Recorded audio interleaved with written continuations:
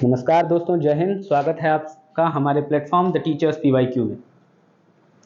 दोस्तों, आज review officer समीक्षा अधिकारी की क्लासेस की श्रृंखला में आज हम अपनी अगली क्लास फंडामेंटल राइट्स मौलिक अधिकार की लेने वाले हैं।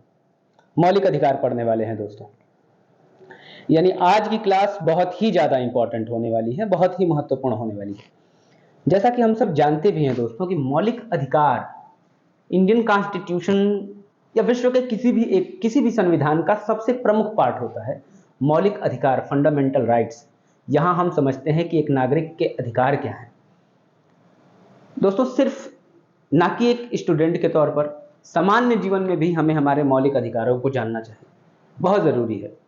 क्योंकि कोई सोसाइटी जितनी ज़्यादा अवेयर होती है, कोई सोसाइटी जितनी ज़्यादा सूचित समाज जितना ज़्यादा होता है, उतनी ही समाज के लिए बेहतरी होती है, व्यवस्था के लिए बेहतरी होती है, व्यवस्था ठीक तरीके से काम करती है।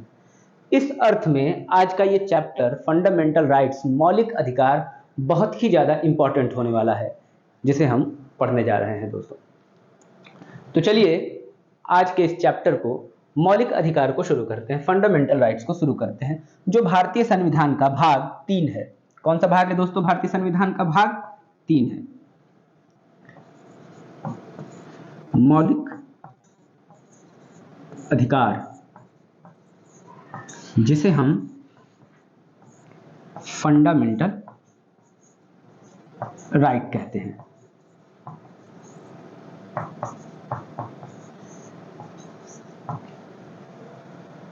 आइए समझने की कोशिश करते हैं। सबसे पहले ये मौलिक अधिकार होता क्या है या है कैसे। सबसे पहले इसके बारे में जनरल इंट्रोडक्शन देख लेते हैं। भारतीय संविधान के भाग 3 में, कितने भाग में है? भाग 3 में मौलिक अधिकार का वर्णन है।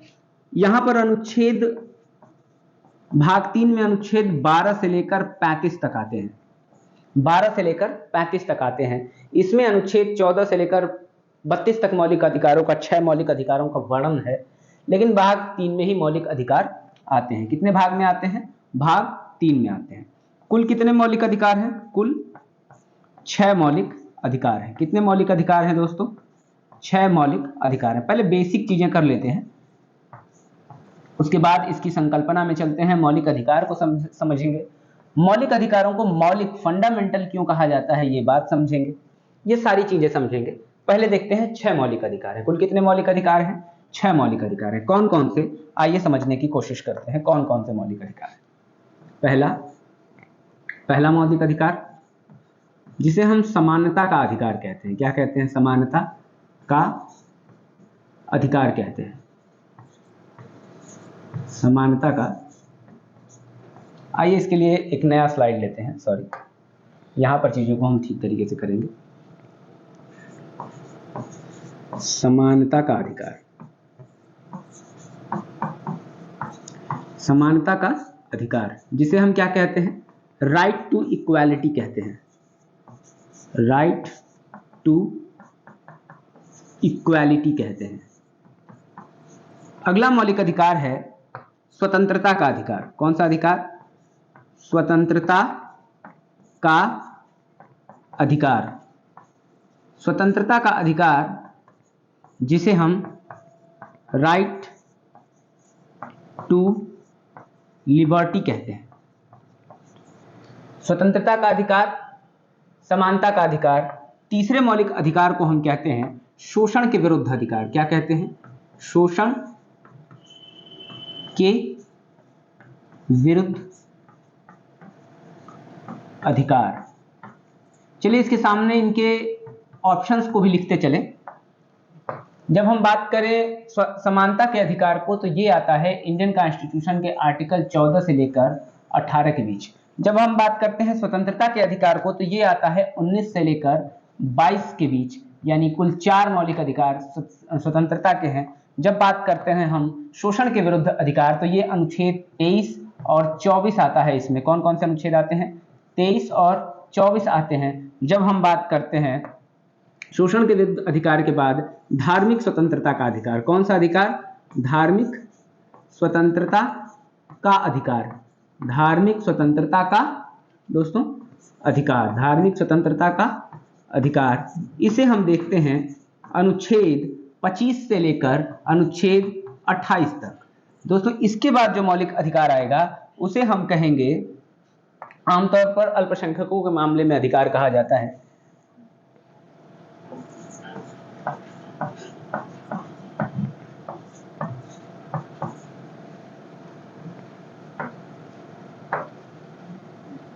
अल्पसंख्यकों को आधार, या इसे हम इस तरीके से देखते हैं कि कुछ विशेष क्षेत्र में, जैसे संस्कृति और शिक्षा संबंधी अधिकार हम इसे कहते हैं, अगर ठीक तरीके से देखा जाए तो संस्कृति और शिक्षा संबंधी अधिकार, संस्कृति और शिक्षा संबंधी अधिकार, जिसे हम भारतीय संविधान के अनुच्छेद 29 और 30 में रखते हैं। और आखिरी में आ जाएगा दोस्तों, सबसे अंत में जो अधिकार आ जाएगा उसे हम कहेंगे संवैधानिक उपचारों का अधिकार। क्या कहेंगे? संवैधानिक उपचारों का अधिकार, राइट टू कॉन्स्टिट्यूशनल रेमेडीज, संवैधानिक उपचारों का अधिकार। तो दोस्तों ये आपके 6 मौलिक अधिकार हैं।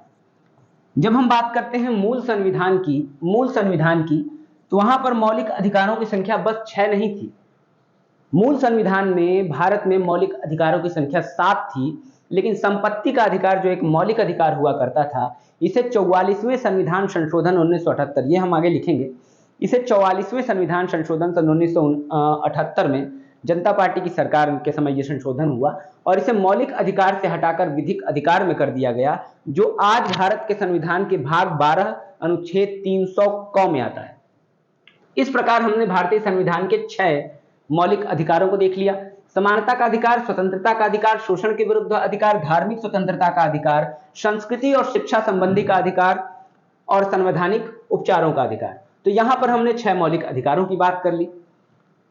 अब देखते हैं कि भारतीय संविधान में या विश्व के किसी भी संविधान में किसी अधिकार के मौलिक होने का मतलब क्या है। क्या होता है मौलिक अधिकार, थोड़ा सा समझने की कोशिश करते हैं। मौलिक अधिकार, मौलिक अधिकार, मौलिक अधिकार है क्या दोस्तों? क्या होता है मौलिक अधिकार? क्या होता है मौलिक अधिकार? इसे कुछ इस तरीके से समझिए कि मौलिक अधिकार एक दावा है। क्या है? एक दावा है। किसका दावा है? व्यक्ति का दावा है। व्यक्ति का दावा है। किस प्रकार का दावा है? मौलिक अधिकार व्यक्ति का दावा है, युक्त दावा है, यानी कि तर्कपूर्ण दावा है। कैसा है? तर्कपूर्ण। किससे ये दावा है? ये दावा है राज्य के प्रति। राज्य के प्रति मौलिक अधिकार के लिए सामान्य भाषा में ये सोचिए कि व्यक्ति की गरिमा के लिए किसी भी समाज में मौलिक अधिकारों की योग्यता मौलिक अधिकारों की मान्यता होनी बहुत ही जरूरी है। जैसा कि एक पॉलिटिकल साइंस के विद्वान हैं थॉमस हिल ग्रीन, वो कहते हैं कि सच्ची स्वतंत्रता अधिकारों की मांग करती है। अगर समाज में स्वतंत्रता नहीं है, सच्ची स्वतंत्रता अधिकारों की मांग करती है। बिना अधिकार के आप कैसे कहेंगे कि आप स्वतंत्र हैं? इसी प्रकार हम एक और विद्वान हैं यूरोप में, जिन्हें हम देखते हैं जॉन लॉक के रूप में। जॉन लॉक कहते हैं कि अधिकार बहुत जरूरी है सोसाइटी में, और वो 3 प्रकार के अधिकारों की बात करते हैं। वो कहते हैं राइट टू लिबर्टी, स्वतंत्रता का अधिकार, राइट टू प्रॉपर्टी, संपत्ति का अधिकार, और राइट टू लाइफ, जीवन का अधिकार। और कहते हैं कि अगर इन 3 अधिकारों से व्यक्ति वंचित है, या इनमें से किसी भी एक अधिकार से वंचित है, तो वास्तव में परिस्थिति सही नहीं है, यानी अधिकारों का होना बहुत ही जरूरी है। तो अधिकार क्या है? व्यक्तिगत दावा है। किस लिए? अपनी व्यक्तिगत गरिमा को बनाने के लिए, समाज में अपने व्यक्तित्व के विकास के लिए अधिकार होना बहुत ही जरूरी है। समाज में अपने व्यक्तित्व के विकास के लिए अधिकार होना बहुत जरूरी है। इस तरह कुछ तर्कपूर्ण दावों को वो राज्य के सम्मुख क्या करता है? उठाता है। और जो समाज है, अगर उसके दावे युक्त हैं, अगर उसके दावे तर्क से परिपूर्ण हैं तो राज्य क्या देगा, राज्य उन दावों को मंजूरी देगा, यानी राज्य उन्हें लागू करेगा, राज्य उन्हें वैधानिकता प्रदान करेगा। मान लीजिए आप किसी एक व्यवस्था की मांग करते हैं, आप मांग करते हैं कि समाज में समानता होनी चाहिए, राइट टू इक्वालिटी के अंतर्गत आप मांग करते हैं कि किसी व्यक्ति से ऊंच नीच भेद विभेद का व्यवहार न किया जाए, आप ऐसा मांग करते हैं, यानी आपके द्वारा किया गया यह मांग तर्कपूर्ण है, क्योंकि समाज में समानता इक्वालिटी होनी ही चाहिए। अगर आपकी इस मांग को आपने किसके समक्ष ये मांग रखा, समाज के समक्ष ये मांग रखा, राज्य क्या करेगा, राज्य इसे लागू करेगा, क्योंकि राज्य ही वो संस्था है। वास्तव में दोस्तों राज्य कैसी संस्था होती है, राज्य अमूर्त संस्था होती है। राज्य की कोई हमारे सामने तस्वीर तो है नहीं कि यही राज्य है। राज्य की शक्तियों का प्रयोग वास्तव में सरकार करती है, जो उस समय शासन कर रही होती है। अगर हमने वो दावा उचित रखा है तो हमें वो चीज मिलेगी, यानी मौलिक अधिकारों का किसी भी समाज में बहुत ही ज्यादा रोल है। सोचिए अगर किसी देश के नागरिकों को मौलिक अधिकार ही न हो तो उस देश का लोकतांत्रिक होना, उस देश के स्वतंत्र होने का क्या मतलब है। हम पे शासन चाहे कोई भी करे, अगर उस शासन में हमारे व्यक्ति की गरिमा की स्वतंत्रता न हो, गरिमा का अधिकार न हो, डिग्निटी न हो, हमें समाज में गरिमा का अधिकार न हो, स्वतंत्रता का अधिकार न हो, समानता का अधिकार न हो, सोशल जस्टिस यानी कि सामाजिक न्याय न हो, तो फिर उस समाज को उन्नत नहीं कह सकते हम, या उसे हम विकसित समाज नहीं कह सकते। यानी मौलिक अधिकार क्या है, ऐसे दावे हैं जिन्हें लागू कराना किसका उत्तरदायित्व है, राज्य का उत्तरदायित्व है। सबसे पहले दोस्तों अगर मौलिक अधिकारों की बात की जाए, सबसे पहले संयुक्त राज्य अमेरिका ने जो विश्व के सबसे पहले लिखित संविधान बनाया था, इन्होंने संयुक्त राज्य अमेरिका ने क्या किया है, दुनिया का सबसे पहला लिखित संविधान बनाया, और दुनिया के सबसे पहले लिखित संविधान बनाने के बाद उन्होंने अपने कॉन्स्टिट्यूशन में बिल ऑफ राइट्स यानी अधिकारों का घोषणा पत्र सबसे पहले जिसने लागू किया, अपने संविधान में इंडक्ट किया, मतलब शामिल किया मौलिक अधिकारों को बिल ऑफ राइट्स के नाम से, अधिकारों के प्रपत्र के नाम से, तो वो कौन है, संयुक्त राज्य America, United states of America. 1790-91 की बात है, तब उन्होंने विश्व में सबसे पहले मौलिक अधिकारों को संकल्पना प्रदान की। उसके बाद जब हम आजाद हुए 15 अगस्त 1947 को और भारतीय संविधान सभा की पहली बैठक हुई, याद करिए पिछले क्लास में मैंने बताया था कि 9 दिसंबर 1946 आजादी से पहले ही हमने भारतीय संविधान सभा की पहली बैठक की और संविधान बनाना शुरू कर दिया, तो भारत के संविधान में मौलिक अधिकार को भारत के संविधान के भाग 3 में जगह दिया गया, जिसे हमने पिछले पेज पर यहां पर पढ़ा था। देखिए यहां पर हमने पढ़ा था कि मौलिक अधिकार इस प्रकार भारत के संविधान के भाग 3 में है, बहुत ही जरूरी है, क्योंकि नागरिकों की स्वतंत्रता, नागरिकों की समानता बहुत ही जरूरी है। और मौलिक अधिकार सिर्फ नागरिकों के बारे में नहीं है। अगर हम मौलिक अधिकारों के लिए इतना छोटा संदर्भ लेंगे तो छोटा हो जाएगा। मौलिक अधिकार सिर्फ नागरिकों के लिए नहीं है, बहुत सारे मौलिक अधिकार हैं जो पूरे व्यक्तियों के लिए हैं, चाहे वो नागरिक हो या विदेशी हो, हमने सबको मौलिक अधिकार दिए हैं। कुछ मौलिक अधिकार हैं जो केवल नागरिकों को दिए गए हैं, जैसे अनुच्छेद 15, अनुच्छेद 16, अनुच्छेद 19, 29 और 30, ये ऐसे अधिकार हैं जो केवल नागरिकों को, लेकिन और सारे मौलिक अधिकार सभी को दिए हैं। जैसे कि एग्जाम्पल देता हूं, भारतीय संविधान के अनुच्छेद 14 के अंतर्गत, जिसमें हम विधि के समक्ष समानता की बात करते हैं, right to equality before law की बात करते हैं।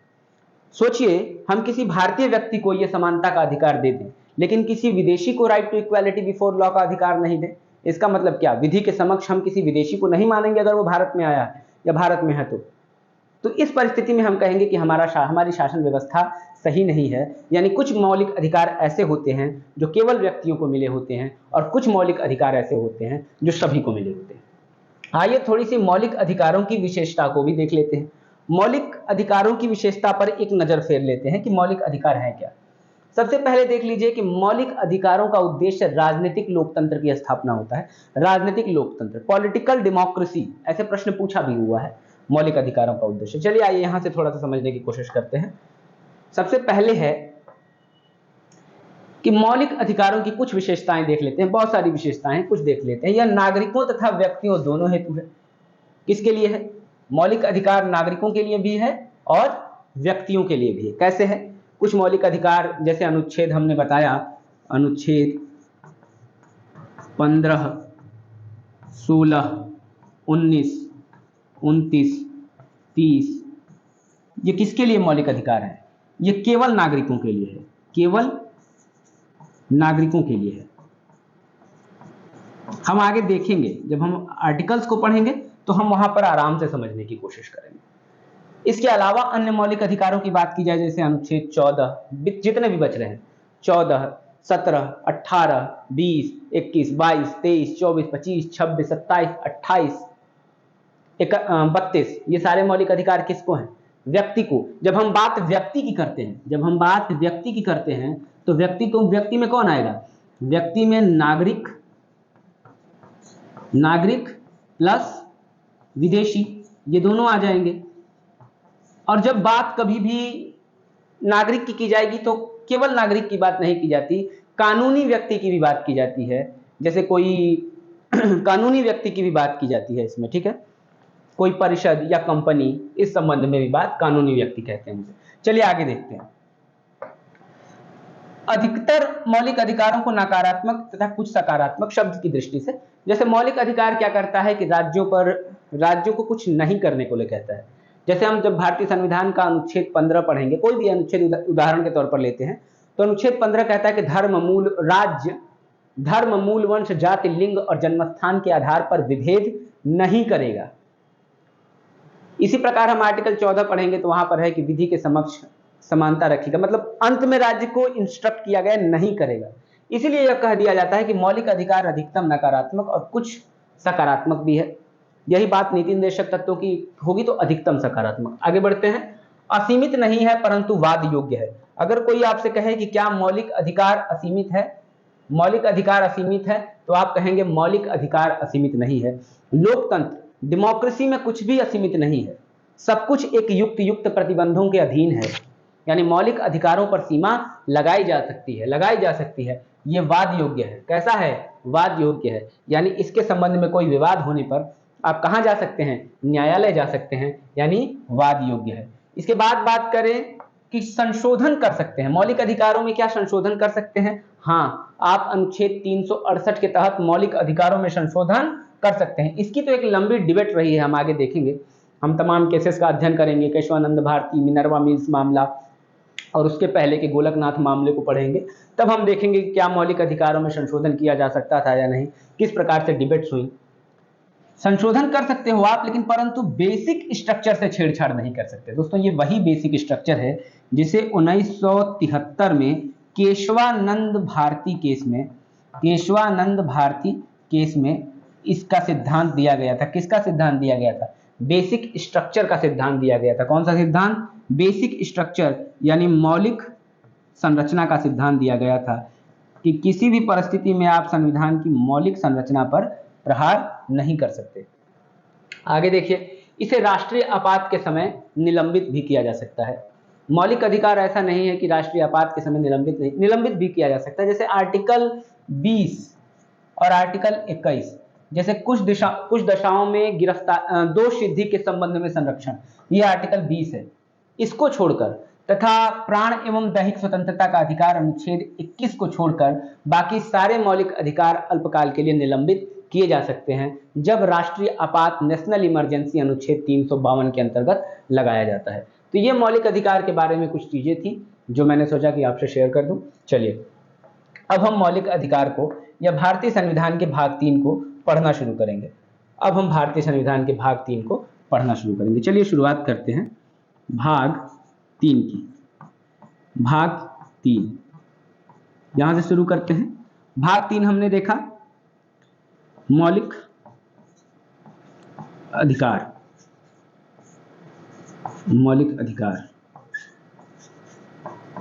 भाग 3 मौलिक अधिकार, अनुच्छेद कहां से कहां तक दोस्तों? 12 से 35 तक। हमने ये फिर से लिख दिया, लेकिन चलिए यहां पर हम एक एक अनुच्छेदों की बात करेंगे। ये चैप्टर थोड़ा सा मतलब आराम से चलेगा, हम बहुत ज़्यादा घबराएंगे नहीं, क्योंकि दोस्तों आरओ का पेपर कोई ऐसा पेपर नहीं है कि आसान पेपर है। अब तो पेपर में क्वेश्चंस भी ऐसे पूछ रहा है कि जहां आपको थोड़ा सा अपना दिमाग लगाना होगा। ऐसा नहीं है कि जो प्रश्न 2016 में आया था वही अब आयोग रिपीट करने वाला है। कंपटीशन का लेवल कहीं और है। आज से 4 साल पहले जो पेपर पूछे जाते थे, 5 साल 7 साल पहले, अब से चीज़ें बहुत ज़्यादा बदल चुकी हैं। अगर आप बढ़िया से एनालिसिस करके चीज़ों को नहीं करते, इस बार का पीसीएस का पेपर देखिए, पॉलिटी में खास तौर पर क्वेश्चन इतने घुमाए हुए थे कि मतलब बस फैक्ट्स पढ़ के जाने वाले को बहुत दिक्कत होने वाली है। तो आपको थोड़ा सा चीज़ों को आराम से करना होगा और मैं उसी हिसाब से आपको लेकर चलूंगा। चलिए हम भाग 3 मौलिक अधिकार अनुच्छेद 12 से 35 तक पढ़ने जा रहे हैं। सबसे पहले बात करते हैं हम अनुच्छेद 12 की। अनुच्छेद 12 की, अनुच्छेद 12 में क्या है? अनुच्छेद 12 में है राज्य की परिभाषा। राज्य की परिभाषा, राज्य की परिभाषा यानी डिफिनीशन ऑफ स्टेट। राज्य की परिभाषा यानी डेफिनेशन ऑफ स्टेट की बात किस अनुच्छेद में की गई है? डिफिनीशन ऑफ स्टेट की बात की जाएगी। डिफिनीशन ऑफ स्टेट की बात की जाएगी अनुच्छेद 12 में। किसमें बात की जाएगी? डिफिनीशन ऑफ स्टेट की बात की जाएगी। डिफिनेशन ऑफ स्टेट हम क्यों देख रहे हैं? जब भी हम भारत का संविधान पढ़ेंगे, मौलिक अधिकार, तो हम अनेक आर्टिकल्स में पढ़ेंगे। जैसे एक एग्जाम्पल देता हूं, अनुच्छेद 15 कहता है कि राज्य धर्म, मूलवंश, जाति, लिंग और जन्म स्थान के आधार पर केवल इन आधारों पर भेदभाव नहीं करेगा। लेकिन जब ये बात कहा जा रहा है, जब संबोधन में राज्य कहा जा रहा है, तो ये बताना पड़ेगा ना कि राज्य किसके लिए कहा जा रहा है। तो इसी का वर्णन भारतीय संविधान का अनुच्छेद 12 दे रहा है, जहां वह राज्य की परिभाषा देता है। राज्य की परिभाषा लिख लीजिए मोटा मोटी, मैं बहुत डिफिकल्ट लैंग्वेज नहीं लिखूंगा, आसान भाषा लिखता हूं। संघ की विधायिका, संघ की विधायिका तथा संघ की कार्यपालिका। संघ की विधायिका तथा संघ की कार्यपालिका। दूसरा,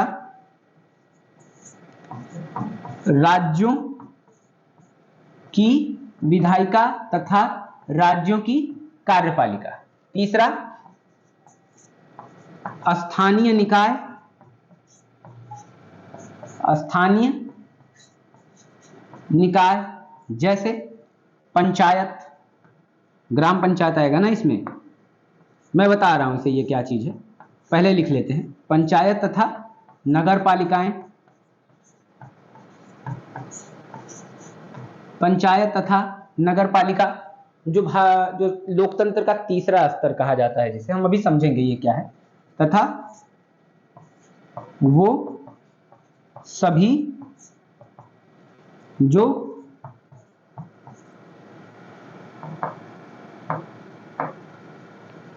राज्य द्वारा प्रदत्त शक्तियों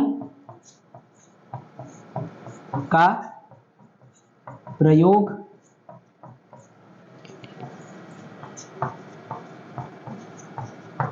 करते हैं। इसे समझने की कोशिश करिए।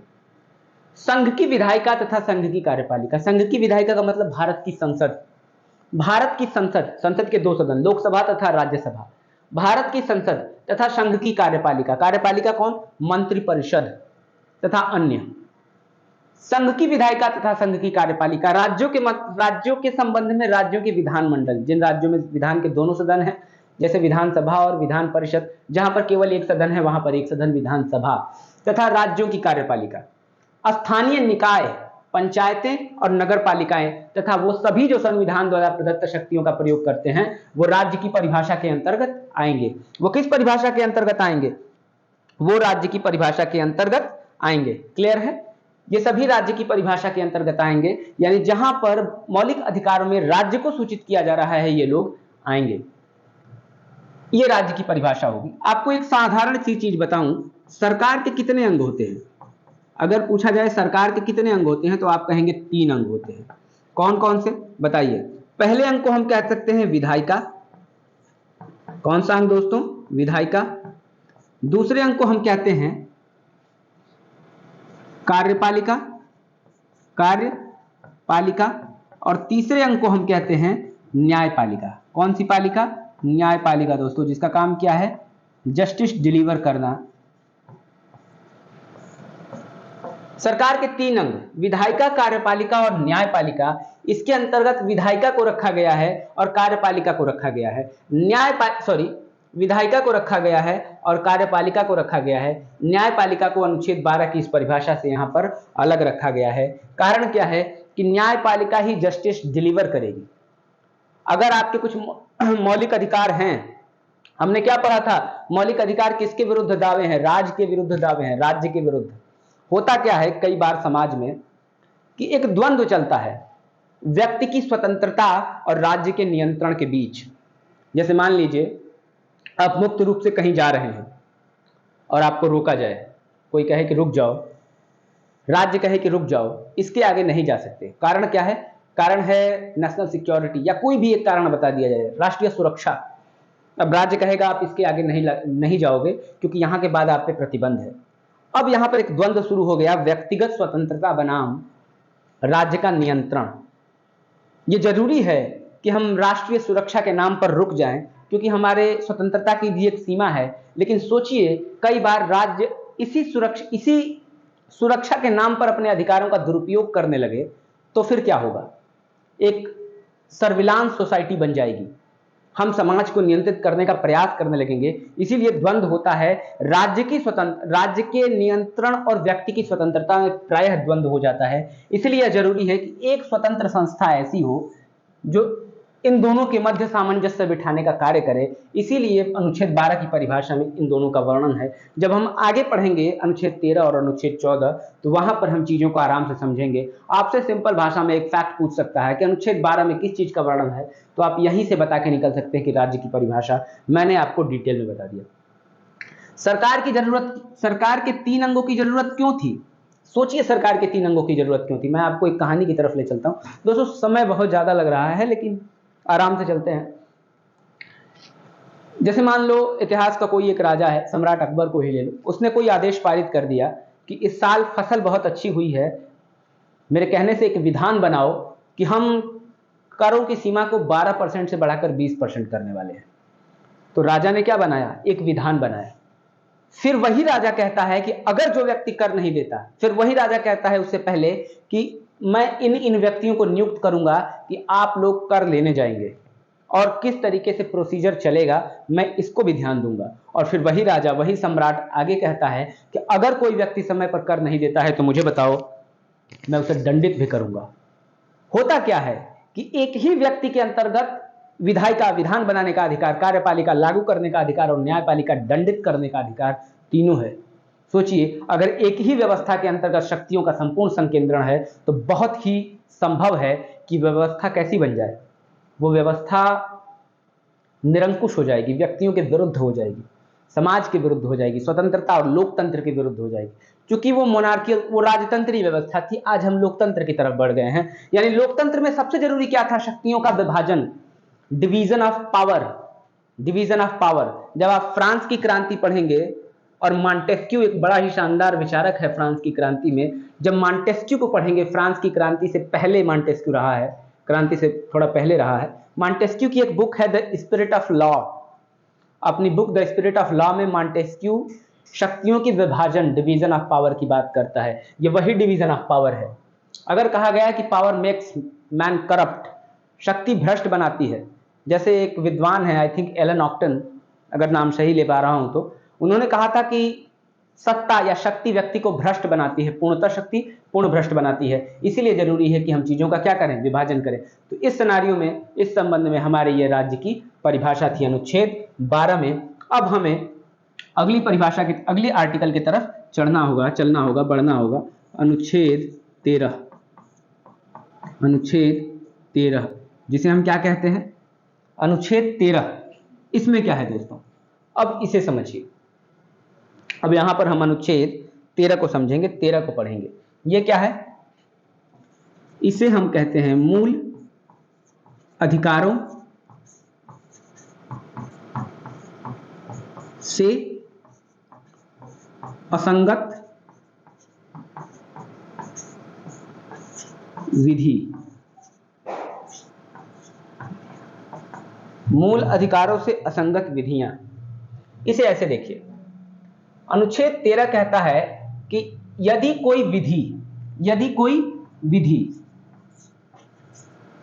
कोई विधि मूल अधिकारों से असंगत है, या मूल अधिकारों का अल्पीकरण करती है या न्यून करती है, तो वो विधि उस मात्रा तक शून्य होगी जिस मात्रा तक वह मूल अधिकारों को न्यून करती है।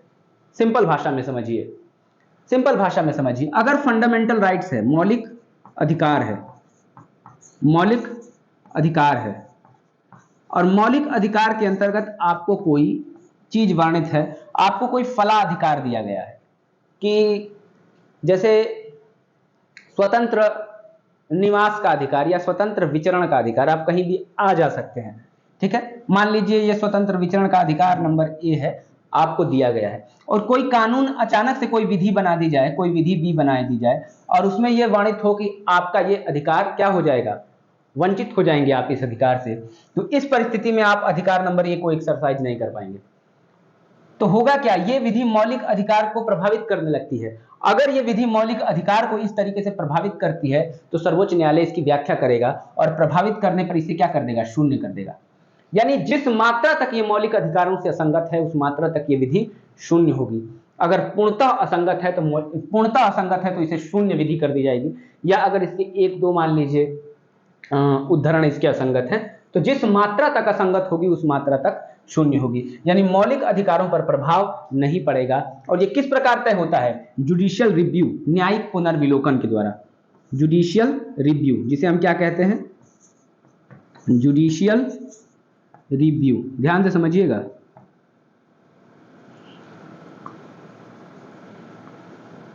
जुडिशियल रिव्यू, न्यायिक पुनर्विलोकन के द्वारा सर्वोच्च न्यायालय ये चीज देखता है कि क्या ऐसी बात है, कोई विधि मौलिक अधिकारों को निम्न कर रही है, न्यून कर रही है। अगर न्यून कर रही है तो वो विधि क्या होगी, शून्य होगी। यहां से इतने से काम हो सकता है, लेकिन आपको मैं विधि की परिभाषा भी बता दूं कि विधि के अंतर आती कौन कौन सी चीजें हैं, क्योंकि डिबेट मूल तो यही है कि विधि होगी क्या। आइए एक नया पेज लेते हैं, अगर इजाजत हो। चलिए देखिए, जिस विधि की बात की गई है उस विधि के अंतर्गत कौन कौन सी चीजें आएंगी। उस विधि के अंतर्गत आएगी कोई अस्थाई विधि। अस्थाई विधि का मतलब क्या है, जैसे मान लीजिए लोकसभा और राज्यसभा दोनों ने मिलकर जो विधि बनाई और राष्ट्रपति से सिग्नेचर होने के बाद वो साइन हो गया, तो हम इसे क्या कहते हैं, कोई संघीय कानून, कोई संघीय कानून, या इसके अलावा राज्य का कानून, राज्य की विधि, ऐसे ही लिख देते हैं, राज्य की विधि। कोई संघ का कानून, राज्य की विधि। राज्य की विधि कैसे बनती है, जिस राज्य में विधायिका का एक सदन है, विधानसभा वही कानून बनाएगी। जिस राज्य में दोनों सदन है, विधानसभा और विधान परिषद, जैसे कि यूपी में, इसके अलावा कुल मिला के 6 राज्यों में, तो वहां पर दोनों सदन मिलकर कानून बनाएंगे। तो इस तरीके की कोई विधि। अब अस्थायी विधि क्या होती है, अस्थायी विधि के अंतर्गत हम रखते हैं अध्यादेश को। किसको रखते हैं, अध्यादेश को। दोस्तों अगर आपने अध्यादेश पढ़ा होगा तो आप जानते होंगे कि भारतीय संविधान के अनुच्छेद 123 के अंतर्गत राष्ट्रपति अध्यादेश जारी करता है, राष्ट्रपति के माध्यम से कार्यपालिका अध्यादेश जारी कराती है। इसका मतलब है यदि संसद का दोनों सदन या दोनों में से कोई एक सदन कार्य न कर रहा हो, इस समय नहीं हो, तो राष्ट्रपति राष्ट्रीय हित में उनको यह अधिकार है कि वो कोई अध्यादेश, ऑर्डिनेंस ला सके। क्या ला सके, अध्यादेश ला सके। तो अध्यादेश के मामले से भी अगर कोई विधि उस समय लाई जा रही है और वो भी विधि की परिभाषा के अंतर्गत आएगी, अगर वो भी मौलिक अधिकारों से असंगत है तो शून्य मानी जाएगी। इसके अलावा एक आती है, एक चीज है जिसे हम कहते हैं प्रत्यायोजित विधान। प्रत्यायोजित विधान, सॉरी मैं आपको इसकी इंग्लिश नहीं बता पा रहा हूं। प्रत्यायोजित विधान, या इसे और आसान करते हैं, कार्यपालिका का कोई आदेश, कार्यकारी। जैसे ऐसे समझिए कि कोई नियम, उपनियम, कोई रेगुलेशन यानी कि विनियम, उपविधि, ये सारी चीजें लाई जाती हैं कार्यपालिका के द्वारा, ये चीजें लाई जाती हैं, तो वो भी विधि की मान्यता के अंतर्गत आएंगी। मैं ये सब क्यों बता रहा हूं, अभी क्लियर होगा। इसके अलावा फाइनल जो चौथी चीज होती है, मान लीजिए कोई लोक मान्यता, कोई मान्यता, परंपरा, या यूं कहे कि रूढ़ी, कोई मान्यता, परंपरा या रूढ़ी जो विधि की ताकत रखता है, अपने आप में विधि की ताकत रखता है, वो भी विधि की ताकत रखता है, वो भी विधि की मान्यता के, विधि की परिभाषा के अंतर्गत आएगा। पिछले पन्ने पर हमने क्या देखा था, मूल अधिकारों से असंगत विधियां क्या होंगी, मूल अधिकारों से असंगत विधियों को शून्य कर दिया जाएगा। यानी अगर कोई कानून ऐसा बनाया गया है, अस्थायी कानून हो चाहे अस्थायी कानून हो, चाहे प्रत्यायोजित विधान हो, चाहे मान्यता प्राप्त कोई रूढ़ी हो, कोई परंपरा हो, कोई मान्यता परंपरा रूढ़ी कुछ भी हो, अगर इनमें से कोई भी मौलिक अधिकारों को प्रभावित करता है तो उस मात्रा तक शून्य होगा जिस मात्रा तक प्रभावित करता है, यानी मौलिक अधिकारों पर प्रभाव नहीं पड़ने दिया जाएगा। ठीक है, इतना क्लियर हो गया। अपनी एक निर्णय में सर्वोच्च न्यायालय ने कहा था कि संविधान संशोधन, एक जगह ये बड़ी पेच चली ये मामला, संविधान संशोधन जो है जिसे हम कॉन्स्टिट्यूशनल अमेंडमेंट कहते हैं, संविधान संशोधन अनुच्छेद 368 के अंतर्गत जो होता है, संविधान संशोधन किस आर्टिकल में है, 368, संविधान संशोधन अनुच्छेद 368 विधि की इस परिभाषा के अंतर्गत नहीं आएगा, विधि की इस परिभाषा के अंतर्गत नहीं आएगा। अब संविधान संशोधन विधि की इस परिभाषा के अंतर्गत क्या होगा, नहीं आएगा। दोस्तों इतना क्लियर है कि संविधान संशोधन विधि की इस परिभाषा के अंतर्गत नहीं आ रहा है, लेकिन ये कहा गया है कि बेसिक स्ट्रक्चर का यहां भी ख्याल रखा जाएगा। बेसिक स्ट्रक्चर यानी हम आगे पढ़ेंगे इसे। बेसिक स्ट्रक्चर केशवानंद भारती के निर्णय में दिया गया था, आधारभूत संरचना का सिद्धांत, कि अगर संसद संविधान के किसी ऐसे हिस्से में संशोधन करती है जो संशोधन संविधान के आधारभूत संरचना को प्रभावित करता है, नुकसान पहुंचाता है, नकारात्मक प्रभाव पहुंचाता है, तो उस संशोधन को नहीं किया जा सकता। यहां पर यह किया गया कि चलिए आप विधि के अंतर्गत नहीं आएगा, इस आधार पर तो हम उसे टैकल नहीं कर पाएंगे कि आपने ये विधि के अंतर्गत टैकल नहीं कर पाएंगे अनुच्छेद 13 के, लेकिन बेसिक स्ट्रक्चर के मामले में उसे टैकल किया जा सकता है। थोड़ी सी कठिन व्याख्या थी, लेकिन आई होप आपको ये चीज समझ में आई होगी। तो अनुच्छेद 13 और अनुच्छेद 12 हमने दो चीज पढ़ ली, 12 में राज्य की परिभाषा और 13 में मौलिक अधिकार के संरक्षण के लिए, या इसे न्यायिक पुनर्विलोकन भी कहते हैं, जुडिशियल रिव्यू भी कहते हैं। अब हम पढ़ेंगे भारतीय संविधान का अनुच्छेद नंबर 1। कौन सा पढ़ेंगे, अनुच्छेद नंबर 1 नहीं, सॉरी, अनुच्छेद 14। कौन सा अनुच्छेद, अनुच्छेद 14, अनुच्छेद 14 पढ़ेंगे।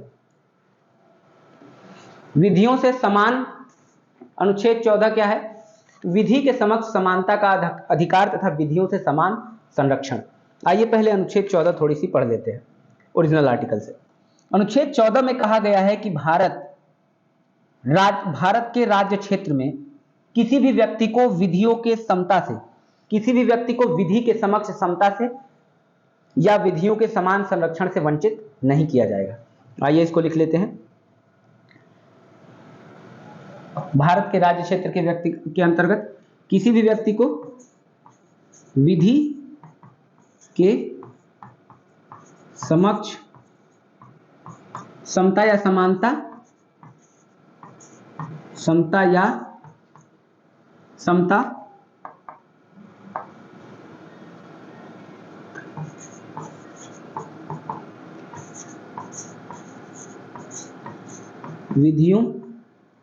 विधि के समक्ष तथा विधियों के समान संरक्षण से वंचित नहीं करेगा, विधियों के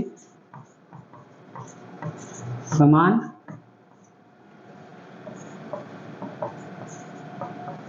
संरक्षण से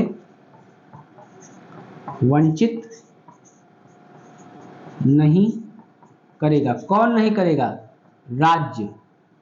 कौन नहीं करेगा, राज्य, क्योंकि आर्टिकल्स में यहां पर क्या देखा गया है, राज्य। किसे नहीं करेगा, किसी व्यक्ति को, यहां पर व्यक्ति की बात हो रही है, केवल नागरिक की बात नहीं हो रही है, किसी व्यक्ति को, व्यक्ति में नागरिक और विदेशी दोनों आ जाएंगे, किसी व्यक्ति को राज्य के भीतर, किसी व्यक्ति को राज्य क्षेत्र में, किसी व्यक्ति को राज्य क्षेत्र में विधि के समक्ष समता तथा विधियों के समान संरक्षण से वंचित नहीं करेगा। कौन नहीं करेगा, राज्य नहीं करेगा। अक्सर आपने ये डिबेट सुनी होगी कि अनुच्छेद 14 के अंतर्गत कानून के समक्ष सभी बराबर है। इसी को हम कहते हैं right to equality before law, यानी कानून के समक्ष सभी बराबर है। ये कौन सा आर्टिकल कहता है दोस्तों, ये अनुच्छेद 14 कहता है। इतना बताकर काम हो सकता था, लेकिन इसके डिबेट में चलते हैं क्योंकि बहुत ही ज्यादा जरूरी है। विधि के समक्ष समता का अधिकार, इसके दो पार्ट हैं इस आर्टिकल के। पहला होगा विधि के समक्ष समता और दूसरा होगा विधियों के समान संरक्षण से। विधियों के समान संरक्षण और विधि के समक्ष समता इस आर्टिकल के दो हिस्से हैं। चलिए आइए समझते हैं पहले हिस्से को, जिसे हम कहते हैं विधि के समक्ष समता। विधि के समक्ष समता इंटरेस्टिंग होने वाला है, ये थोड़ा देखिए ध्यान से। विधि के समक्ष समता। विधि के समक्ष समता मतलब कानून के समक्ष सभी व्यक्ति क्या होंगे? बराबर होंगे। कानून के समक्ष सभी व्यक्ति बराबर होंगे, कोई भेदभाव नहीं किया जाएगा। हर व्यक्ति को कानून एक समान नजरिए से देखेगा। ये इसकी एक सिंपल क्या है? परिभाषा है। मतलब समाज में किसी भी व्यक्ति को विशेषाधिकार नहीं होगा, स्पेशल राइट्स नहीं होंगे, किसी भी व्यक्ति को स्पेशल राइट्स नहीं होंगे। साधारण विधि न्यायालय के लिए सभी व्यक्ति क्या होंगे? समान होंगे। सभी व्यक्ति समान होंगे, किसी व्यक्ति में किसी व्यक्ति को विशेषाधिकार प्राप्त नहीं होगा। ये तमाम बातें की गई विधि के समक्ष समानता के अंतर्गत। दोस्तों, प्रथम दृष्टया देखने में ये अधिकार बड़ा ही शानदार लग रहा है और शानदार है भी, लेकिन इस व्यवस्था में भी कुछ नकारात्मकता छुपी हुई है। कुछ ऐसे तत्व हैं जो इसे सीमित कर देते हैं। कुछ ऐसे तत्व हैं जो इसे सीमित कर देते हैं।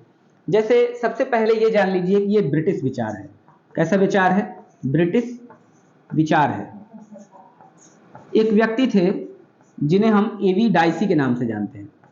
एवी डाइसी के नाम से जानते हैं। आमतौर पर कहा जाता है कि वो इसकी बात करते हैं, एवी डाइसी इसकी बात करते हैं। देखिए क्या है ये विचार, विधि के समक्ष समानता। मान लीजिए ठीक है, सभी लोग व्यक्ति समाज में सभी समान होने चाहिए, लेकिन कई परिस्थिति में समानता नकारात्मक हो जाती है। कैसे? मान लीजिए दो लोग एक समान पहले से ही नहीं है। एक व्यक्ति को समाज में बड़ा ऊंचा स्तर है और एक व्यक्ति को थोड़ा निचला स्तर है। अगर ये कहा जाए कि दोनों को एक समान रेस में हम खड़ा कर दें तो होगा क्या? जो बेहतर है वो रेस जीत जाएगा और जो कमतर है, जो कमजोर है, वो रेस में कहीं नहीं ठहरेगा। यानी ये समानता कैसी हो जाएगी? ये समानता बड़ी ही नकारात्मक हो जाएगी, गलत हो जाएगी। आपने ओलंपिक्स देखे हैं, हम देखते हैं कि नीरज चोपड़ा जेवलिन खेलते हैं, जेवलिन थ्रो करते हैं, भाला फेंकते हैं। वहीं पर देवेंद्र झांझड़िया भी अगर ये खेल खेलते हैं, भाला फेंकते हैं, तो होगा क्या? दोनों में अंतर यह है कि देवेंद्र झांझड़िया पैरा ओलंपिक्स खेलते हैं, जहां पर आम तौर पर लोग विकलांग हैं। अगर हम दोनों को एक ही रेस में खड़ा कर दें और दोनों को कहें कि एक साथ भाला फेंको, तो होगा क्या? नीरज चोपड़ा हर बार और बहुत ही बड़े मार्जिन से जीत जाएंगे। इसीलिए समाज के लिए बहुत जरूरी है, राज्य के लिए बहुत जरूरी है कि केवल विधि के समक्ष समानता के अधिकार की बात न करें, क्योंकि केवल विधि के समक्ष समानता हो जाएगी तो कुछ अर्थों में यह समानता नकारात्मकता की तरफ भी हो जाएगी। जिस व्यवस्था का विचारक कौन है? एवी डाइसी। विधि के समक्ष समानता को मैं नहीं ठुकरा रहा, कोई नहीं ठुकरा रहा। राइट टू इक्वालिटी बहुत ही जरूरी है, लेकिन उसके साथ जब हम इस संविधान का पूरा पाठ पढ़ेंगे विधियों के समान संरक्षण से। चलिए आइए ये वाला आर्टिकल देखते हैं, विधियों के समान संरक्षण से। विधियों के समान संरक्षण से। अब ये विधियों के समान संरक्षण क्या है दोस्तों? ये विचार एक अमेरिकी विचार है। ये विचार कैसा है? ये ब्रिटिश विचार था, ये अमेरिकी विचार है। इसमें सकारात्मकता का पुट थोड़ा ज्यादा है। क्यों ज्यादा है? देखिए, जिस समय ये विचार बना होगा ना, अपने आप में बड़ा ही सही विचार रहा होगा, क्योंकि हर समाज अपने समय का सीखता हुआ समाज होता है। सच्चाई ऐसी नहीं है कि पूरी स्पष्ट है। समय के साथ इसमें जो खामी रही होगी, यहाँ पर सुधार किया गया होगा। हम इसे इस नजरिए से देखेंगे। जैनिज्म में एक बड़ा ही शानदार सिद्धांत है, या एक बात कहा जाता है कि कोई भी चीज पूर्ण रूप से सही नहीं है, पूर्ण रूप से कोई भी चीज सही नहीं हो सकती, उसमें भविष्य में सुधार की संभावना हमेशा रहती है। अगर मैं कहूं कि इस ग्रीन बोर्ड के बारे में कुछ कहिए, तो आप कहेंगे ये ग्रीन बोर्ड है, या जो भी कहें, एक ग्रीन बोर्ड है जो न्यू लाइन कंपनी का है। लेकिन अंत में क्या होगा? मैं कहूंगा कि ये पूरा सही नहीं है। एक ग्रीन बोर्ड है जिस पर विधि के समक्ष समता लिखा हुआ है। अब ये उससे भी ज्यादा सही है। परिभाषाएं बदलती रहेंगी, समय के साथ परिभाषाएं बदलती रहेंगी। जैनिज्म में स्यादवाद का सिद्धांत है। ये सारी चीजें हैं। कहने का मतलब है कि आगे बदलते हुए समय के साथ जो नई परिभाषा आई, वो विधि के समक्ष समानता को तो मानती है, लेकिन समान लोगों से समान अधिकार को मानती है। समान लोगों से समान व्यवहार, यानी विधियों के समान संरक्षण का मतलब है कि अगर समाज का कोई वर्ग पीछे है तो उस वर्ग को समानता के अधिकार में लाने का प्रयास किया जाएगा। तो आई थिंक ये चीज समझ गए कि भले ही समाज में विशेषाधिकार नहीं होंगे, लेकिन जो लोग पीछे छूट गए उन्हें बराबर किया जाएगा। जैसे भोजपुरी में कहावत भी है कि सबके एक ही डंडा नहीं हाथते, मतलब अगर हम सकारात्मक अर्थ में लें तो ये भारत के संविधान का पूरा आपका अनुच्छेद 14 होगा। चलिए आगे बढ़ते हैं। अब हमने देखा एविडाइसी का मत देखा और हमने ये आर्टिकल लगभग पूरा देख लिया। अब इसकी और डिटेल व्याख्या में नहीं जाएंगे, नहीं तो आप ऊब जाएंगे। अब चलिए, ये भारतीय संविधान का अनुच्छेद 14 है। इसके कुछ अपवाद भी हैं।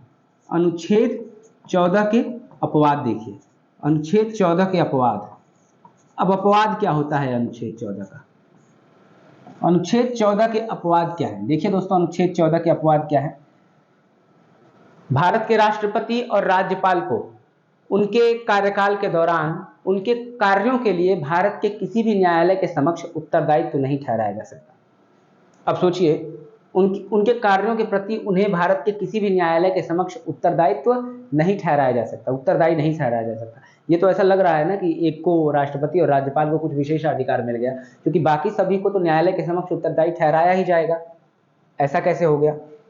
इसके अलावा राष्ट्रपति या राज्यपाल के विरुद्ध उनकी पदावधि के दौरान किसी न्यायालय में किसी भी प्रकार की दांडिक कार्यवाही प्रारंभ नहीं की जा सकती। क्या ये अधिकार किसी सामान्य पद के लिए है? नहीं है। तो हम कहेंगे ये क्या है? राष्ट्रपति और राज्यपाल के संबंध में ये अनुच्छेद 14 का क्या है? अपवाद है। अनुच्छेद 14 का ये अपवाद है। मैं बस यहाँ पर राष्ट्रपति और राज्यपाल के संबंध में लिख देता हूँ, राष्ट्रपति और राज्यपाल के संबंध में। और देखिए, क्या इसके और भी अपवाद हैं? जब आप चलेंगे अनुच्छेद 105 की तरफ, अनुच्छेद 105, तो यहां पर आपको संसदीय विशेषाधिकार पढ़ने को मिलेगा। संसदीय विशेषाधिकार ये है क्या? ये कहा गया है कि संसद के किसी भी सदन या समिति में संसद के सदस्य को उसकी कही गई बात के लिए या उसके द्वारा दिए गए मत के लिए भारत के किसी भी न्यायालय में उसके विरुद्ध मामला नहीं चलाया जा सकता। यह किस लिए किया गया है? संसदीय विशेषाधिकार के लिए। मैं इसे पढ़ देता हूं। संसद के या उसके किसी समिति में संसद के किसी सदस्य द्वारा कही गई किसी बात या दिए गए किसी मत के संबंध में उसके विरुद्ध किसी भी न्यायालय में कोई कार्यवाही नहीं चलाई जा सकती। ये कौन सा अनुच्छेद है? अक्सर ये अनुच्छेद भी पूछ लेता है। ये अनुच्छेद 105 है। सेम ऐसा ही अनुच्छेद 194 किसके बारे में कहा जा रहा है? 194 कहा जा रहा है विधायिकाओं के बारे में, विधान मंडलों के बारे में। विधान मंडल यानी राज्यों की विधायिका, राज्यों की विधायिकाओं के विषय में कहा जा रहा है। जो यहाँ पर संसद के सदस्य के लिए था, किसी राज्य के विधानमंडल का कोई सदस्य अपनी कही गई किसी बात या दिए गए मत के लिए भारत के किसी भी न्यायालय के समक्ष उत्तरदायी नहीं है, यानी उसे भी छूट है। इसके अलावा मान लीजिए संसद की कार्यवाही हो रही है या विधानमंडल की कार्यवाही हो रही है और कोई व्यक्ति उसका क्या करता है? कोई व्यक्ति उसका प्रसारण करता है मीडिया के माध्यम से, सत्य प्रसारण करता है, मतलब सच्ची घटना उसका सच्चा प्रकाशन दिखाता है, चाहे प्रिंट मीडिया चाहे इलेक्ट्रॉनिक मीडिया, इन चीज़ों, तो उसके विरुद्ध भी कोई कार्यवाही नहीं की जा सकती। और भी चीज़ समझ लीजिए। एक चीज़ ये कही जाती है कि हम देखते हैं कि अनुच्छेद, आपने एक टर्म अभी मैंने पढ़ाया तो नहीं है, लेकिन ये जान लीजिए कि किसी भी परिस्थिति में अगर मौलिक अधिकार भाग 3 और भाग 4 राज्य के नीति निर्देशक तत्वों में अगर किसी भी परिस्थिति में विवाद होगा तो प्रभावी कौन होगी? पहला वाला, यानी मौलिक अधिकार भाग 3 प्रभावी होगी, ना कि भाग 4। लेकिन इसका एकमात्र अपवाद है अनुच्छेद 31 ग, अनुच्छेद 14 का अपवाद है। अनुच्छेद 31 ग अनुच्छेद 14 का अपवाद है। अब ये 31 ग क्या होता है? 31 ग किसका पार्ट है दोस्तों? अनुच्छेद 31 ग मौलिक अधिकारों का ही पार्ट है।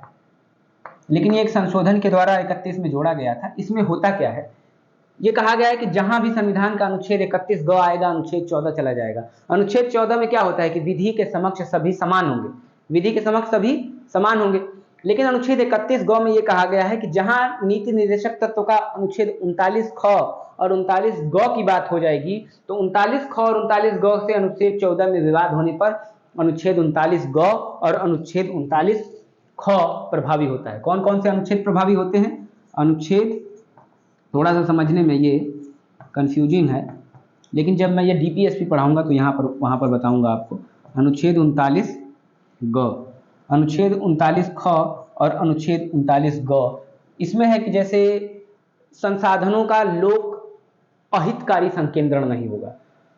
इसको सिंपल भाषा में ऐसे समझिए कि मान लीजिए संसाधन है, ऐसा नहीं है कि किसी पूंजीपति को राज्य के संसाधन दे दिए जाएं और उसको अपने तरीके से वो प्रयोग करे। संसाधन किसके लिए हैं? समाज के हर वर्ग के लिए हैं। तो इसका मतलब है कि इस स्थिति में अनुच्छेद 14 का ये उल्लंघन ये दोनों आर्टिकल कर सकते हैं। विधि के समक्ष समानता का क्या है? ये एक अपवाद है। इसे मैं पढ़ देता हूं। अनुच्छेद 31 ग अनुच्छेद 14 का अपवाद है। इसके अनुसार किसी राज्य विधानमंडल द्वारा नीति निर्देशक तत्वों के क्रियान्वयन के संबंध में यदि कोई नियम बनाया जाता है जिसमें अनुच्छेद 39 की उपधारा ख या उपधारा ग का समावेशन है, तो उसे इस आधार पर चुनौती नहीं दी जा सकती कि वे अनुच्छेद 14 का उल्लंघन करते हैं। सिंपल भाषा में विधि के समक्ष समानता की अधिकार तो हर जगह दी गई है, लेकिन डीपीएसपी के इन दो आर्टिकल के विवाद होने में ये दो आर्टिकल प्रभावी रहेंगे। जैसे मान लीजिए ये कहा जाएगा कि विधि के समक्ष सभी समान होंगे, लेकिन चलिए उसकी डिबेट में बाद में कभी चलेंगे, आगे बढ़ते हैं, नहीं तो ये चीजें बहुत ही ज्यादा कॉम्प्लिकेटेड हो जाएंगी। आर्टिकल 14 आपने समझा, इसके कुछ अपवाद हैं। पिछले पन्ने में देखा कि हमने विधि के समक्ष समता, समानता और विधियों के समान संरक्षण में अंतर कहाँ होता है, ये अमेरिकी विचार है। विधियों के समान संरक्षण में क्या होता है, हमने ये देखा कि विधियों के समान संरक्षण में ये होता है कि जो व्यक्ति असमान है उन्हें विशेष अधिकार देकर बराबर की स्थिति में लाया जाए, इसलिए ये बहुत जरूरी है। यानी अगर आप असमान लोगों से समान व्यवहार करते हैं तो ये अपने आप में एक असमानता है। इसीलिए समान लोगों से समान व्यवहार करिए, ना कि असमानों से समान व्यवहार करिए, ठीक है। यानी जो पीछे है उन्हें आप क्या दीजिए, जैसे आरक्षण की व्यवस्था देख लीजिए, आरक्षण की व्यवस्था कहीं ना कहीं इसी के अंतर्गत है। अब हम भारतीय संविधान का अनुच्छेद 15 पढ़ेंगे, बहुत ज्यादा समय ले लिया इसमें। चलिए अनुच्छेद 15, इसे थोड़ा सा जल्दी करने की कोशिश करेंगे। अनुच्छेद 15, जैसा कि मैंने कहा कि मैं सिर्फ बस आर्टिकल बता के भी निकल सकता हूं, लेकिन थोड़ा सा आराम से देख लीजिए। राज्य 5 आधारों पर विभेद नहीं करेगा। राज्य धर्म, मूलवंश,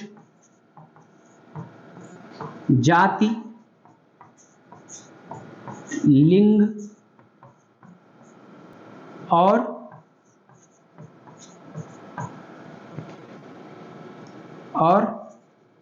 जन्म स्थान के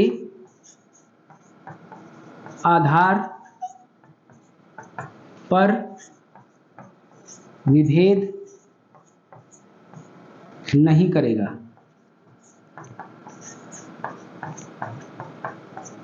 राज्य केवल, यहां पर केवल लगा होता है, राज्य केवल 5 आधारों पर विभेद नहीं करेगा। किसमें? धर्म के आधार पर, मूलवंश, जाति, लिंग और जन्मस्थान। ये याद कर लीजिएगा, पूछता है आपसे। धर्म, मूलवंश, जाति, लिंग और कौन सा आधार एक बचा? एक आधार बचा, जन्मस्थान। केवल इन 5 आधारों पर राज्य कोई भेदभाव नहीं करेगा। दो लोगों के बीच इसलिए भेदभाव नहीं किया जाएगा कि एक व्यक्ति की जाति ऊंची है और दूसरे व्यक्ति की जाति नीची है, दोनों के साथ समान व्यवहार होगा। मूलवंश, धर्म के आधार पर भेदभाव नहीं किया जाएगा। लिंग, जेंडर इक्वालिटी की बात होगी, लैंगिक समानता की बात होगी। हमने आज तीसरे जेंडर को भी मान्यता प्रदान कर दी है। LGBT के मुद्दे आज बहुत ज्यादा उठाए जा रहे हैं, तो ये सारी चीजें हम पढ़ेंगे, ठीक है। केवल धर्म, मूल, वंश, जाति, लिंग और जन्मस्थान के आधार पर भेदभाव नहीं किया जाएगा। केवल लगाने का मतलब है केवल इन 5 आधारों पर भेदभाव नहीं किया जाएगा, और आधारों पर किया जा सकता है। जैसे मान लीजिए आप आर्मी की भर्ती में गए और आपकी नापा जा रहा है, आपको क्राइटेरिया है कि आप 170 सेंटीमीटर से छोटे नहीं हो सकते, और आप 165 सेंटीमीटर के हैं और राज्य आपको छाट रहा है, तो आप कह रहे हैं कि हमारे साथ भेदभाव हो रहा है। वो कह रहा है कि हम धर्म, मूल, वंश, जाति, लिंग और जन्मस्थान के आधार पर आपको नहीं छाटा है, क्राइटेरिया अलग है। इन 5 आधारों पर राज्य भेदभाव नहीं करेगा, ये अनुच्छेद 15 है। इसमें आगे एक बात कही गई है, जैसे मान लीजिए भारत का समाज लंबे समय से क्या है, विभेदपूर्ण समाज रहा है।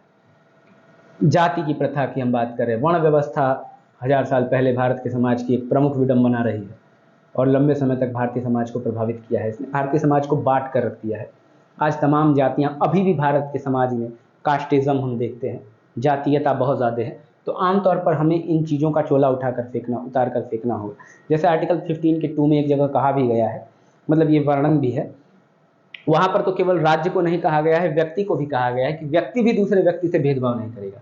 जैसे मान लीजिए कोई सार्वजनिक कुआं हो, कोई मंदिर हो, सार्वजनिक तालाब हो, कोई होटल हो, कोई भी सार्वजनिक स्थल हो, अगर आप किसी व्यक्ति को जाति, धर्म इन नामों पर प्रवेश करने से वहां पर से रोकते हैं, तो न सिर्फ राज्य, अगर राज्य रोकता है तो न सिर्फ राज्य के विरुद्ध कार्यवाही होगी, लेकिन अगर व्यक्ति रोकता है तो व्यक्ति के विरुद्ध भी कार्यवाही होगी। तो ये सारी चीजें आप समझ लेंगे, ये सारी चीजें समझने की है।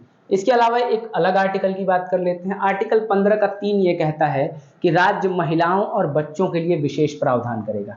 राज्य, अब मैं ज्यादा लिख नहीं रहा हूं क्योंकि आप कंफ्यूज होने लगेंगे। राज्य महिलाओं और बच्चों के लिए विशेष प्रावधान करेगा। किसके लिए? महिलाओं और बच्चों के लिए। याद रखिए, समाज में महिला की स्थिति क्या है, लैंगिक समानता लाने के लिए। अभी हमने अनुच्छेद 14 पढ़ा था, अनुच्छेद 14 में हमने ये पढ़ा था। अब आप कहेंगे कि ये तो अनुच्छेद 14 का उल्लंघन है। आप कह रहे हैं कि राज्य महिलाओं और बच्चों के लिए विशेष प्रावधान करेगा, जबकि विधि के समक्ष सभी तो समान होने चाहिए। जब सभी समान होने चाहिए तो सभी प्रकार के विशेषाधिकारों का अंत होना चाहिए। तो महिलाओं और बच्चों के लिए विशेष प्रावधान क्यों? तो वही अनुच्छेद 14 विधियों के समान संरक्षण की भी बात करता है, यानी जो पीछे है उसे आगे लाने का प्रावधान। अगर महिलाओं की स्थिति समाज में दोयम दर्जे की है, अगर वो लेबर फोर्स पार्टिसिपेशन में कमजोर है, अगर समाज में उनका पोषण का स्तर बहुत ही निचला है, रोजगार का स्तर बहुत ही निचला है, उनके शिक्षा का स्तर बहुत ही दोयम दर्जे का है, तो बहुत जरूरी है कि उन्हें समानता में लाने के लिए विशेष प्रावधान किए जाएं। आर्टिकल 15 का 3 यही प्रावधान करता है। क्या प्रावधान करता है? राज्य महिलाओं और बच्चों के लिए विशेष प्रावधान करेगा, शैक्षणिक संस्थानों के लिए तमाम प्रावधान करेगा। किसके लिए? राज्य महिलाओं और बच्चों के लिए क्या करेगा? विशेष प्रावधान करेगा। क्लियर हो गया? चलिए, राज्य महिलाओं और बच्चों के लिए विशेष प्रावधान करेगा। अब इसमें आप आर्टिकल 15 का 4 भी देख लीजिए। हमने यहाँ पर आर्टिकल 15 देख ली, 15, 15(1), 15(3) देखा महिलाओं के लिए। अब एक आर्टिकल और है 15 का 4। इसमें क्या है दोस्तों? अनुच्छेद, जो लिख रहा हूँ अनुच्छेद उसे आप नोट कर सकते हैं। वास्तव में ये अनुच्छेद अब उतने इंपॉर्टेंट नहीं है जितने इसे समझना इंपॉर्टेंट है। चीजें होती कैसी हैं जरा इसे समझ कर देखिए। ये कहा गया है कि सामाजिक और शैक्षणिक रूप से पिछड़े हुए कुछ वर्गों तथा इसके अलावा SC/ST समुदाय के वर्गों, SC/ST समुदाय के लिए राज्य इनकी उन्नति के लिए विशेष प्रावधान करेगा। इसमें किसके किसके लिए बात की गई है? SC/ST तथा, इसे ध्यान से देखिएगा, इसमें एक बहुत अच्छी डिबेट छिपी हुई है, सामाजिक और शैक्षणिक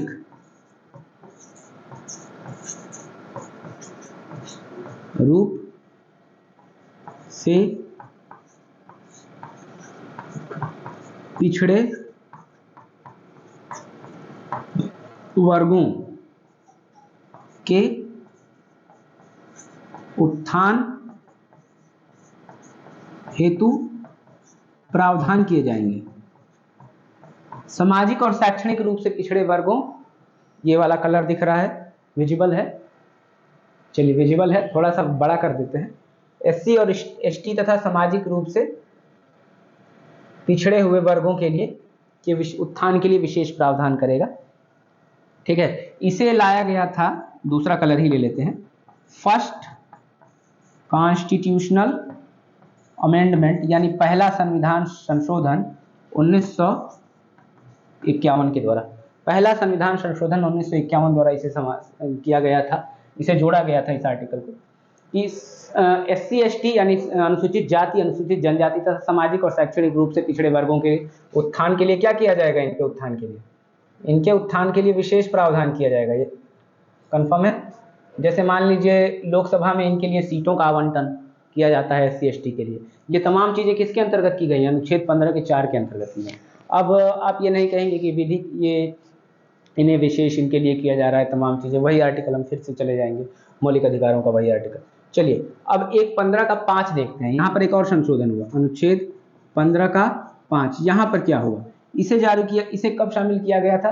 93वां संविधान ये था, हाँ 93वां संविधान संशोधन 2005, 93वां संविधान संशोधन 2005, 93वां संविधान संशोधन 2005। 93वां संविधान संशोधन 2005 में क्या चीज कही, क्या चीज जोड़ा गया? कहा गया कि सामाजिक और शैक्षणिक रूप से पिछड़े वर्गों तथा SC ST के लिए शैक्षणिक क्षेत्र में आरक्षण का प्रावधान किया जाएगा। SC ST तथा सामाजिक और शैक्षणिक रूप से पिछड़े वर्गों, जिन्हें हम आमतौर पर यहाँ OBC कह देते हैं, अदर बैकवर्ड क्लासेस, तथा OBC के लिए शैक्षणिक संस्थानों में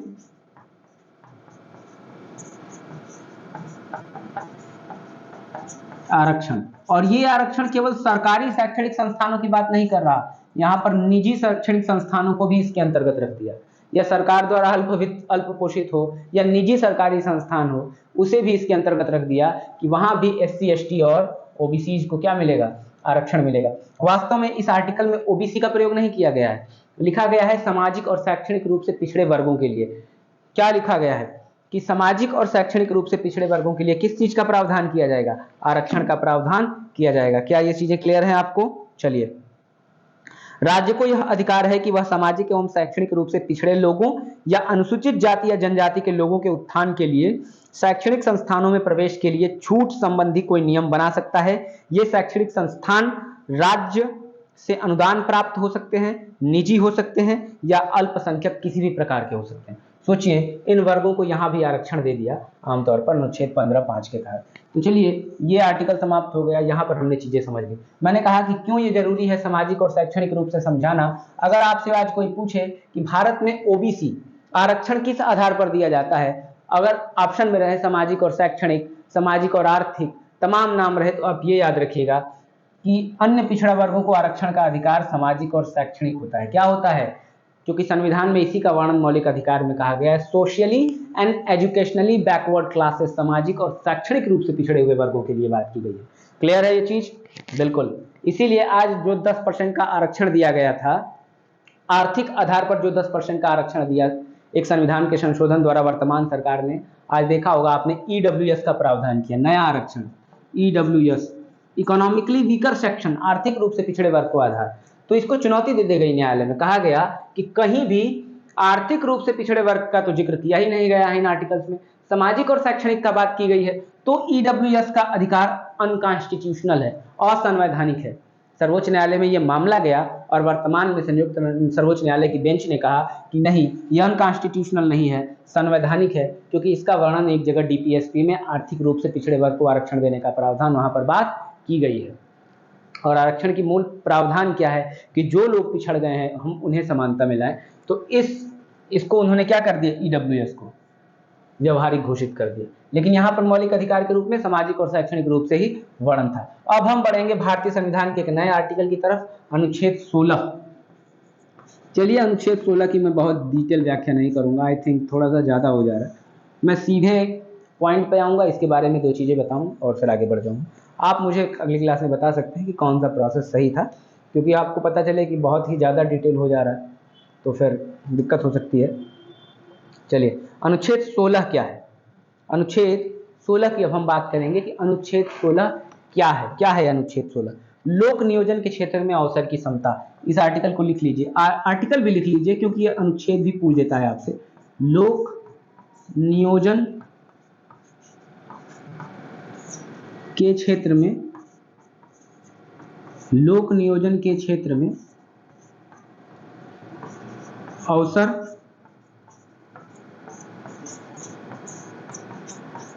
की समता।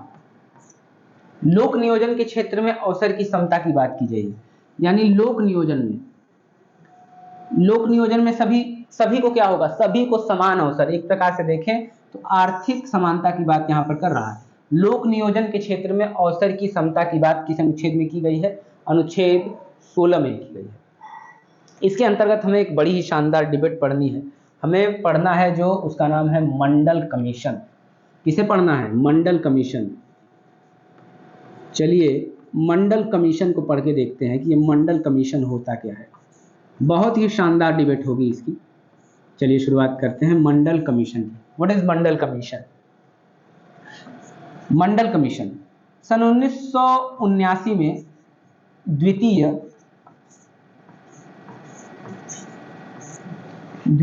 पिछड़ा वर्ग आयोग की स्थापना की गई। द्वितीय पिछड़ा वर्ग आयोग, द्वितीय पिछड़ा वर्ग आयोग की घोषणा कब की गई? सन 1979 में। प्रथम पिछड़ा वर्ग आयोग, इससे पहले काका कालेलकर के अंतर्गत एक आयोग बनाया गया था जिसे हम प्रथम पिछड़ा वर्ग आयोग कहते हैं, लेकिन यहाँ पर द्वितीय पिछड़ा वर्ग आयोग है 1979। इसे मंडल कमीशन क्यों कहा जाता है? क्योंकि वीपी मंडल विंदेश्वरी नाम था इनका, प्रसाद मंडल आई थी, ये बिहार के एक नेता थे, जिनको इसका अध्यक्ष बनाया गया। किसने अध्यक्ष बनाया? इस समय जनता पार्टी की सरकार थी, जनता पार्टी की सरकार थी और प्रधानमंत्री कौन हुआ करते थे उस समय? मोरारजी देसाई, प्रथम गैर कांग्रेसी प्रधानमंत्री थे। पीएम लिख देते हैं, पीएम थे मोरारजी, क्या हो गया, मोरारजी देसाई, प्रथम गैर कांग्रेसी प्रधानमंत्री। अब ये सारी चीजें चल रही थी, मंडल आयोग को लाया गया। क्यों मंडल आयोग को लाया गया?